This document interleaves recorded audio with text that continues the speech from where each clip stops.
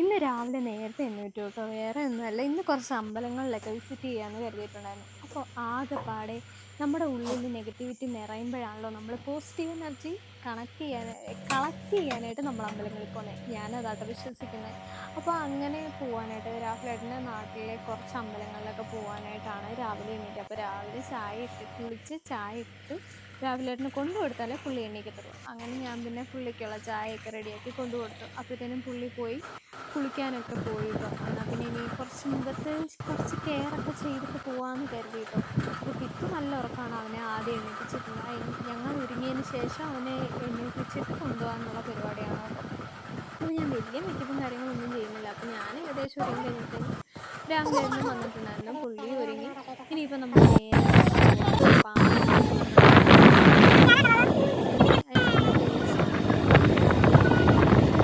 അങ്ങൂന്ന് കാണാൻ നല്ല ഭംഗിയാണ് കേട്ടോ. അപ്പോൾ നല്ലൊരു കൂടിയുള്ള അമ്പലമാണ്. എനിക്ക് ഭയങ്കര ഇഷ്ടമാണ് അവിടെ പോകുന്നത്. നമ്മൾ കല്യാണം കഴിഞ്ഞ് ഫസ്റ്റ് ടൈം പോയപ്പോൾ ആ കുളത്തിൽ നിറയെ അമ്പലത്തിലുണ്ടായിരുന്നു. അപ്പോൾ നമ്മൾ അവിടെ നിന്ന് അമ്പലത്തിൽ കയറിയായിരുന്നു. ദേവീക്ഷേത്രമാണ്. അപ്പോൾ അവിടെ നിന്ന് പ്രസാദമൊക്കെ വാങ്ങി ഇറങ്ങിയിട്ടുണ്ടായിരുന്നു. പിന്നെ നമ്മൾ അവിടെ വെച്ച് കഴിഞ്ഞാൽ നമ്മുടെ ആമയൂര് ശിവക്ഷേത്രമുണ്ട്.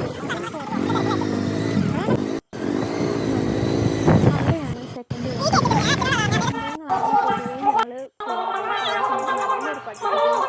ക്യൂട്ടായിട്ടുണ്ട്. അപ്പോൾ ഞാൻ എൻ്റെ വീഡിയോ ഒക്കെ എടുത്തു കേട്ടോ. അപ്പോൾ ഇതാണ് കേട്ടോ ശിവക്ഷേത്രം. നമ്മൾ അവിടെ ചെന്ന് കുറച്ച് നേർച്ചയും കാര്യങ്ങളൊക്കെ ചെയ്തതിന് ശേഷം നമ്മൾ പിന്നെ അവിടെ നിന്ന് ഇറങ്ങിയപ്പോൾ നമുക്കാണെങ്കിൽ നല്ല നെയ്പായസം കിട്ടിയിട്ടുണ്ടായിരുന്നു. വേറെ ഒന്നുമല്ല, കുട്ടീനെ കണ്ടപ്പോഴത്തേനും അവർ നെയ്പായസം തന്നാണ് കേട്ടോ. അപ്പോൾ അവിടെ നിന്ന് ഇറങ്ങിയപ്പോൾ അതൊക്കെ കൂടിയായിട്ടാണ് ഇറങ്ങിയത്. ഇനിയിപ്പോൾ നമുക്ക് പെട്ടെന്ന് വീട്ടിൽ ചെല്ലണം. കാരണം എന്ന് വെച്ച് കഴിഞ്ഞാൽ രാവിലത്തേക്കുള്ള ഫുഡും കാര്യങ്ങളും ഒന്നും ഉണ്ടാക്കാതെയാണ് നമ്മൾ ഇറങ്ങിയിട്ടുണ്ടായിരുന്നു. അപ്പോൾ നെയ്പായസം കിട്ടിയപ്പോൾ പിത്തുവിന് ഭയങ്കര ഹാപ്പിയായി. അവൻ ഇങ്ങനെ കഴിച്ചുകൊണ്ടേ ഇരിക്കുകയായിരുന്നു കേട്ടോ. അവന് ഭയങ്കര ഇഷ്ടപ്പെട്ടു. എനിക്കാണെങ്കിൽ ആകെപ്പാടെ ഇച്ചിരി കിട്ടിയുള്ളൂ. എനിക്ക് ഭയങ്കരമായിട്ട് ഇഷ്ടപ്പെട്ടു. നമ്മളങ്ങനെ നേരത്തെ ഒന്നും ചെയ്തിട്ട് കിട്ടിയതല്ല കേട്ടോ. അല്ലാതെ നമുക്ക് അവർ തന്നായിരുന്നേ. പിന്നെ ഞങ്ങൾ അവിടെ നിന്ന് നേരെ ഇറങ്ങിയിട്ടുണ്ടായിരുന്നു കേട്ടോ. ഇനിയിപ്പോൾ നേരെ വീട്ടിൽ പോയിട്ട് നമുക്ക് രാവിലത്തേക്കുള്ള ഫുഡ് തയ്യാറാക്കാം.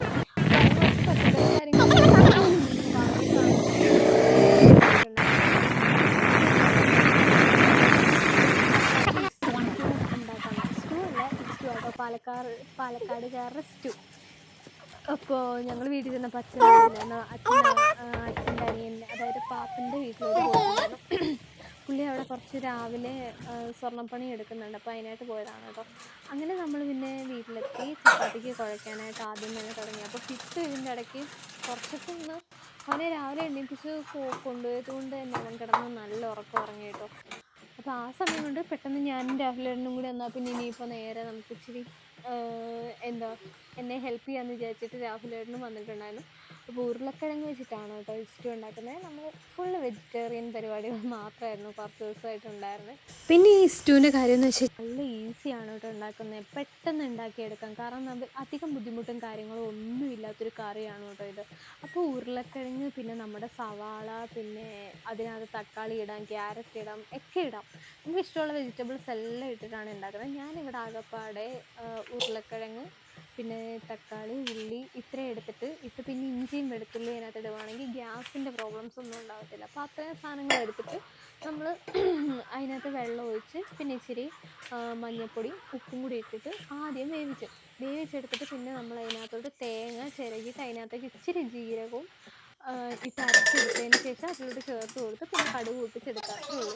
പിന്നെ ഉപ്പ് ആവശ്യത്തിനുണ്ടോ നോക്കിയിട്ട് ഉപ്പും കൂടി ഇടുക. അപ്പോഴാണ് നമ്മുടെ റെസിപ്പി എന്ന് പറയുന്നത്. പിന്നെ അതിന് ശേഷം നമ്മൾ ഉണ്ടാക്കുന്നതെന്ന് വെച്ച് കഴിഞ്ഞാൽ ഇനിയിപ്പോൾ ചപ്പാത്തി പരത്തണം. അതൊരു ടാസ്ക്കാണ്. എനിക്ക് പിന്നെ ചപ്പാത്തി പരത്താൻ ഭയങ്കര ഇഷ്ടമായതുകൊണ്ട് തന്നെ ഞാനത് ചെയ്യുന്നു. അപ്പോൾ ഞാൻ ചപ്പാത്തി പരത്തിക്കൊണ്ടിരുന്നപ്പോഴത്തേക്കും രാഹുലേട്ടൻ പറഞ്ഞു, എന്നാൽ പിന്നെ ഈ ചപ്പാത്തി പരത്തിക്കാൻ ഞാൻ ഉണ്ടാക്കി തരാമെന്ന് പറഞ്ഞു. അതിൻ്റെ ഇടയ്ക്ക് എനിക്ക് സ്റ്റൂവിൻ്റെ തേങ്ങയും കൂടി പുള്ളി ചിരകി തരാമെന്ന് പറഞ്ഞു. പുള്ളിക്ക് അതൊക്കെ ഭയങ്കര താല്പര്യമാണ്. അപ്പോൾ ഞങ്ങൾ രണ്ടുപേരുള്ളതുകൊണ്ട് ഞങ്ങൾ രണ്ടുപേരും ആസ്വദിച്ച് വീട്ടിലെ പണിയെല്ലാം എടുക്കുന്നുണ്ട്. കാരണം ഞങ്ങൾ ഭയങ്കര ഇഷ്ടപ്പെടുന്നുണ്ട് ഈ ഒരു ഒറ്റയ്ക്കുള്ളപ്പോൾ രണ്ടുപേരും മാത്രമുള്ളപ്പോൾ ഇങ്ങനെ പണിയെടുക്കുന്നുണ്ട്. പക്ഷേ ഇപ്പോൾ എൻ്റെ വീട്ടിൽ ചെന്നാലും രാവിലേട്ടൻ ഒന്നും ചെയ്യൂല. കാരണം എന്ന് വെച്ച് കഴിഞ്ഞാൽ നാണക്കേടാന്ന് കരുതിയിട്ട് പുള്ളി ചെയ്യില്ല. എനിക്കറിയത്തില്ല അത് അങ്ങനെ ഒരു ക്യാരക്ടറാണ്. രാവിലേട്ടൻ്റെ വീട്ടിലുള്ളപ്പോൾ ആരും ഇല്ലെങ്കിൽ വന്ന് ചെയ്യും. ഒന്നെങ്കിൽ വലിയ ഇതിലില്ല, പിന്നെ എന്തെങ്കിലും പൊങ്ങച്ച് കാണിക്കാനായിട്ട് വന്ന് ചെയ്യും കേട്ടോ. അത്രയൊക്കെ ഉള്ളൂ. അല്ലാതെ പുള്ളി പുള്ളി ഭയങ്കര ഭയങ്കര മാന്യനാന്നുള്ള രീതിയിൽ ഇങ്ങനെ ബലം പിടിച്ചിരിക്കുന്ന ഒരു ടൈപ്പാണ്. പക്ഷെ എല്ലാവരോടും ഭയങ്കര കാര്യമൊക്കെ തന്നെയാണ് കേട്ടോ. അങ്ങനെ പിന്നെ നമ്മളിനി ഫുഡ് കഴിക്കാൻ പോവാണ് കേട്ടോ. അപ്പോൾ നമ്മുടെ ചപ്പാത്തി സ്റ്റൂ ഒക്കെ തയ്യാറായിട്ടുണ്ട്. പിത്ത് കിടന്ന് നല്ല ഉറക്കാണ്. അവൻ എണീറ്റ് കഴിയുമ്പോൾ അവനും കൂടി കൊടുക്കണം കേട്ടോ. അങ്ങനെ അതെല്ലാം നല്ല ക്യൂട്ടായിട്ട് കഴിച്ചു. ചായയൊക്കെ അതിൻ്റെ ഇടയ്ക്ക് ഉണ്ടാക്കി. നല്ല ഇഞ്ചി ചായയാണ് രാഹുലേട്ടൻ ഉണ്ടാക്കിയത് കേട്ടോ. രാഹുലേട്ടൻ കഴിച്ചെണ്ണീച്ചപ്പോഴത്തേനും ഞാൻ വിചാരിച്ചു പുള്ളിയുടെ കയ്യിൽ ഞാൻ എൻ്റെ പാത്രം കൂടി കൊടുത്തിട്ട് പുള്ളി കഴുകി വെച്ചു കേട്ടോ. പാവം എല്ലാം ചെയ്യും. പിന്നെ ഉച്ചയായപ്പോൾ അതിനകത്തിന് ഇച്ചിരി സാമ്പാറിനുള്ളത് ഞാൻ അവിടെ വേവിച്ച് വെച്ചിട്ടുണ്ടായിരുന്നു. അതിനുള്ള കടുവും കാര്യങ്ങളൊക്കെ വറക്കാനായിട്ട് ഞാൻ സ്റ്റാർട്ട് ചെയ്തു കേട്ടോ. അപ്പോൾ സാമ്പാർ ഉണ്ടാക്കുന്ന രീതി ഒന്നും ആരെങ്കിലും പറഞ്ഞു തന്നെ. ഞാൻ പൊതുവേ എല്ലാം ഒരുമിച്ചിട്ടത്, അതായത് പച്ചക്കറിയും പരിപ്പും ഉപ്പും മഞ്ഞളും ഇട്ടിട്ട് പിന്നെ ഇച്ചിരി സാമ്പാർ പൊടിയും കൂടി ഇട്ടിട്ട് അങ്ങ് വേവിച്ചെടുക്കും. അതിന് ശേഷം പിന്നെ കടുക് പൊട്ടിച്ച് അതിനകത്തേക്ക് കടുക് പൊട്ടിക്കുന്നതിനകത്തോട്ട് വറ്റൽമുളകും പിന്നെ മല്ലിപ്പൊടിയും പിന്നെ നമ്മുടെ മുളക് പൊടി സാമ്പാർ പൊടി എല്ലാം കൂടി ഇട്ടിട്ടൊന്ന് വഴറ്റി അതിലേക്ക് പുളിവെള്ളം ഒഴിച്ചിട്ട് അത് അതിനകത്തോട്ട് വേവിച്ചതിന് ശേഷം ഇതാക്കി കൊടുക്കും. പിന്നെ ഞാൻ ക്യാബേജ് തോരനാണ് കേട്ടോ ഉണ്ടാക്കുന്നത്. അപ്പോൾ അതും എല്ലാം കൂടി മിക്സ് ചെയ്തിട്ട് പിന്നെ അങ്ങ് വഴറ്റി കടുക് പൊട്ടിച്ച് വഴറ്റി എടുക്കത്തേ ഉള്ളൂ. അപ്പോൾ വേവിച്ചെടുത്ത് കഴിഞ്ഞാൽ അതും സെറ്റായി. പിന്നെ സത്യം നല്ല ഈസി പരിപാടിയായിരുന്നു. പിന്നെ രാഹുലിനെ വന്നപ്പോൾ പറഞ്ഞ് കുറച്ച് ഓംലേറ്റും കൂടി ഉണ്ടാക്കാമെന്ന്. അങ്ങനെ രാഹുലേട്ടൻ്റെ വക ഒരു 2 ഓംലേറ്റും കൂടിയാണ് ഉണ്ടാക്കിയത്. അപ്പോൾ ഇന്നത്തെ നമ്മുടെ ഉച്ചഭക്ഷണം എന്ന് വെച്ച് കഴിഞ്ഞാൽ ഇത്രയേ ഉള്ളൂ.